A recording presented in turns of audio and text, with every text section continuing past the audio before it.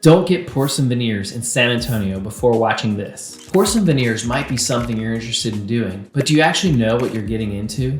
I've been doing dentistry with a focus on cosmetics in San Antonio for 14 years, and I've had several patients come in asking for veneers because they want to achieve that perfect smile. But here's the problem. Most people think veneers are just instant, straight white teeth. What they don't realize is veneers change more than just your appearance. They can affect the way you chew, talk, and even the shape of your face. So if you're thinking about getting veneers, you're in the right place. Because in this video, I'm breaking down everything you really need to know before going through with the treatment. Point 1. How are porcelain veneers different from other types? But first, did you know there's more than just one type of veneer? A lot of people assume that veneers just means one thing, but that's not the case. There's actually two common types you'll hear about: composite resin and porcelain. And of those two, porcelain veneers are usually the most in demand. Let me tell you why. First, porcelain veneers are built to last. They typically stay strong for 10 to 15 years, and in some cases even longer. Second, they're stain resistant. Let's say you like coffee or red wine.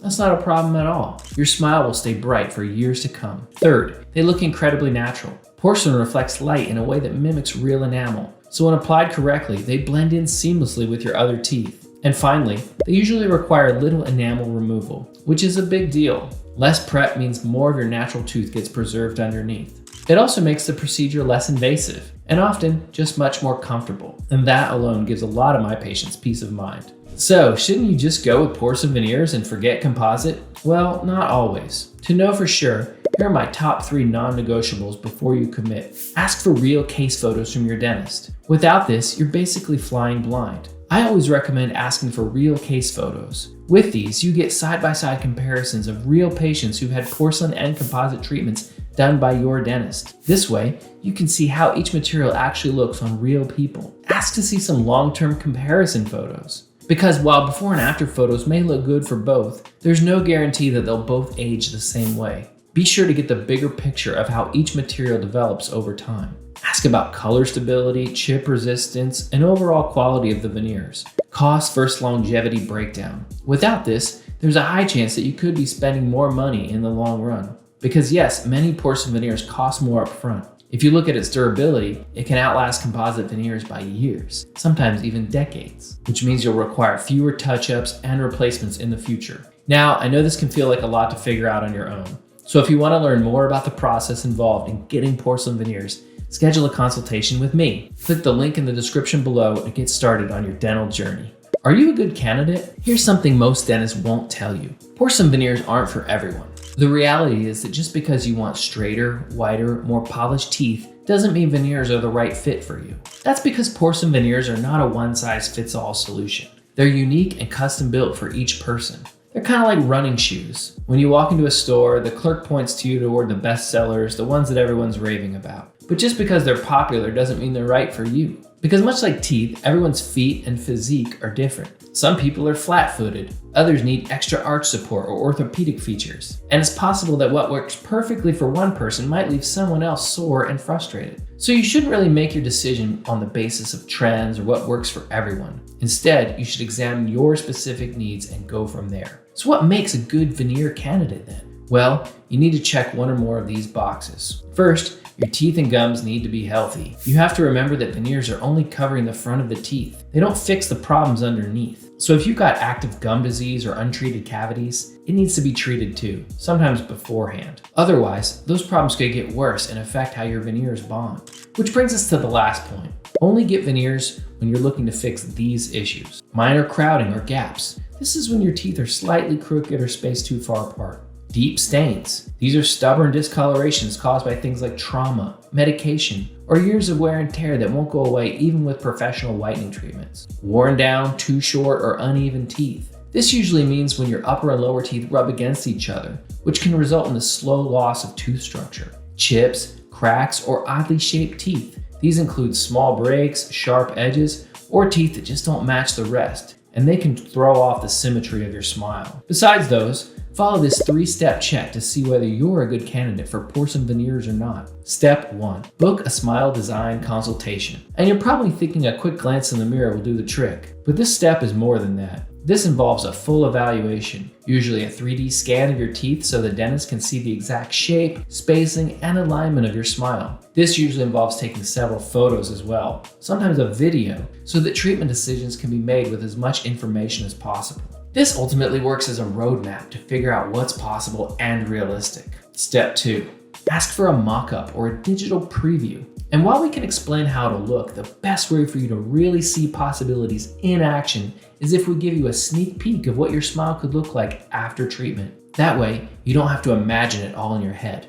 We can create some real images. And if you want to tweak anything, this is the time to do so.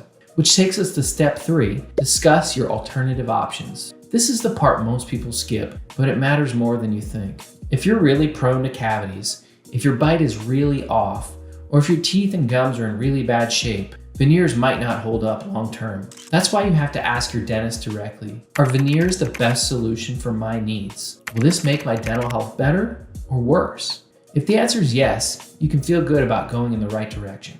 Point 3, what to expect. Before you move forward with treatment, it's important to know exactly what you're signing up for. A lot of people think veneers are a one and done deal, like you walk in and walk out with a brand new smile. But that's not how it works. You have to think of the process like a home renovation. It's not as simple as repainting the walls and calling it a day, because there are steps that you need to take to ensure a smooth operation. First, there's the planning, and this is where you figure out what needs fixing and what kind of results you want. Then comes design, measurements, custom fittings. After that, it's the execution. As you can see, there's a lot of behind the scenes work that happens before the final reveal. And that's exactly how veneers work. Because while they may look and feel like a quick fix, there's a whole process that we have to follow. At Dougherty Cosmetic Dentistry, here's how it actually plays out. Step 1 is the consultation. This is where we sit down and discuss exactly what's going to happen. We're going to cover a lot of topics, including what you want to fix and what you're looking for. If you've got specific concerns that you want to raise, now's the time to do that. Based on all this information we have, we're going to create a custom treatment plan just for you.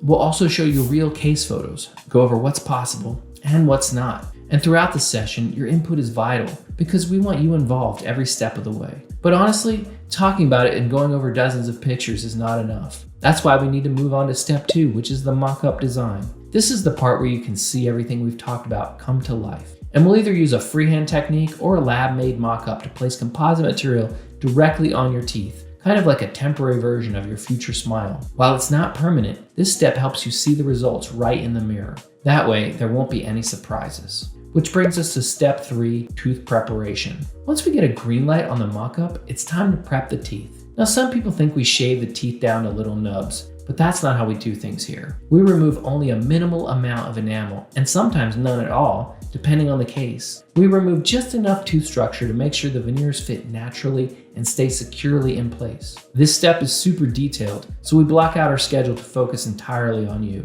Then, we take digital impressions and send them off to our lab. So while your custom veneers are being crafted, you'll wear temporaries that protect your teeth in the meantime. And finally, step 4, bonding. This is the big reveal, where we insert your custom veneers one by one, fine-tuning the shape, color, and feel so everything is perfect. And while we're extremely excited to get started on the process, there are prerequisites you need to consider before the initial consultation. We believe that the better prepared you are going in, the smoother everything will go. So here's what I want you to do. First, write down any questions or concerns you may have ahead of time. There's no question that's too small or too silly, so don't be afraid to ask them. Remember, this is your smile we're talking about, and we want you to feel 100% confident in every step. Next, prioritize your oral hygiene. Good oral hygiene really goes a long way, so keep brushing, flossing, and showing up for your regular cleanings. But that's not enough. I usually like to whiten a patient's teeth before doing veneers. When the teeth are as white as possible before prep, it allows me to be extremely conservative and not put my lab in a position to have to solve complicated color problems. Remember, veneers are very thin and light passes through them, so the veneers will look best when the teeth under them are as white as they can be. You also have to be a little mindful about what you eat before the treatment. As much as possible, cut back on things that stain, like coffee, tea, or tomato sauces. Plus, stick to a balanced diet so your gums and teeth stay strong and healthy. While you're at it, try to ease up on hard and chewy foods that could chip or wear your teeth down. Last but not least, and this one's important, set realistic expectations. Because while veneers can do a lot, they can't do everything. There are many components at play here, and we want to make sure that everyone's on the same page. Point 4, trade-offs for getting porcelain veneers. And I'm not talking about just the outcome you want. There's another important aspect we need to discuss that a lot of people overlook. There's no doubt that porcelain veneers can completely transform your smile. And yes, it can also address several dental concerns. But just like any other treatment, it's not perfect. Because for all the upsides, veneers come with a few trade-offs. While these aren't complete deal breakers, they can definitely influence your decision. First off, they're irreversible. This means once we shave down that thin layer of enamel to fit your veneers, that enamel doesn't grow back. So even if you change your mind years down the road, you'll always need some sort of coverage on those teeth. That's why I always say veneers aren't just a style upgrade, they're a long-term commitment. Second, you may experience some sensitivity after treatment, and this often comes out when you drink something hot or cold. So when you feel a tiny zing after your first sip, that's completely normal. Veneers might also give some discomfort during the first few days or the upcoming weeks, but it should all fade eventually. Third, and this one might surprise you, veneers can still break. Although they're made from strong material, they're not indestructible. So if you enjoy chewing ice or have a habit of biting your nails, you're risking chips or cracks, and a lot of dentists won't tell you that. Finally, the cost. I won't sugarcoat it. Porcelain veneers are a big investment. And since they're considered cosmetic, most insurance plans won't really cover them. So you've got to have a budget in mind before pushing through with this procedure. One way to tell if you're ready to take the leap is to follow this 3-step process. Step 1, write down your top 3 smile goals. Take a few minutes to really reflect on what you want and be as specific as you can. Ask yourself, do I want whiter teeth? Do I want to close a gap? Do I want to fix a chipped edge? Do I want to have straighter and more symmetrical teeth? Trust me, once you're clear on what you want to change, it becomes way easier to figure out how to make it happen. Which brings us to step 2, do your homework. If you're set on getting porcelain veneers, the next step is to spend some time researching the top-rated dental practices in San Antonio. Check out their reviews, look at real before and after photos, and see what kind of technology or planning tools they use. Also, look into the long-term care options. This will come in handy when it comes to maintaining the best results for a long time. Once you have all that data, move on to step 3, which is book the initial consultation. There's only so much you can learn about veneers online. If you want to get the bigger picture, you have to talk to a professional and meet them. Bring all of your research to the table and inquire about the treatment. Don't hesitate to raise your concerns, especially if you're having second thoughts. Because at this stage, it's all about giving you clarity so you can decide if you want to move on with the procedure. It's about finding someone you trust, finding someone you vibe with, and finding someone who has the skills and attention to detail to take you where you want to go. Point 5, maintaining your veneers. But your journey doesn't end there. In fact, the next part is pretty crucial because it will determine whether your new smile lasts for years or starts falling apart after just a few months. Here's one thing people don't realize. While porcelain veneers don't decay, your teeth and gums can. Just because the shell casing looks perfect on the outside doesn't mean everything is okay underneath. I remember one of my patients came in a few years ago, really excited to get porcelain veneers. She had been waiting to fix her uneven teeth for a really long time. So when we finally finished the treatment, she absolutely loved the results. And we both thought she wouldn't have to get those veneers redone for decades or so. But 5 months later, she came back. 2 of the top veneers had chipped, and one was starting to discolor underneath, right around the gum line. She was so disappointed, and honestly, so was I. She asked what was wrong, and we boiled it down to one thing: poor maintenance. It turned out she wasn't using the right products for her teeth, and she wasn't following our aftercare instructions properly. In the end, we had to replace the damaged veneers, which could have been avoided completely. So, the key insight here is this: maintenance is about more than just brushing your teeth. It's about developing good habits and making sure your smile lasts for the long haul. And here's how to do just that. Number 1, keep your brushing and flossing routine gentle. Have you ever been told that if you brush hard enough, you'll clean your teeth better? Well, that's a common misconception, especially when it comes to taking care of your veneers. So instead of scrubbing like you're cleaning a grill, use a soft bristled toothbrush and non-abrasive toothpaste. Basically,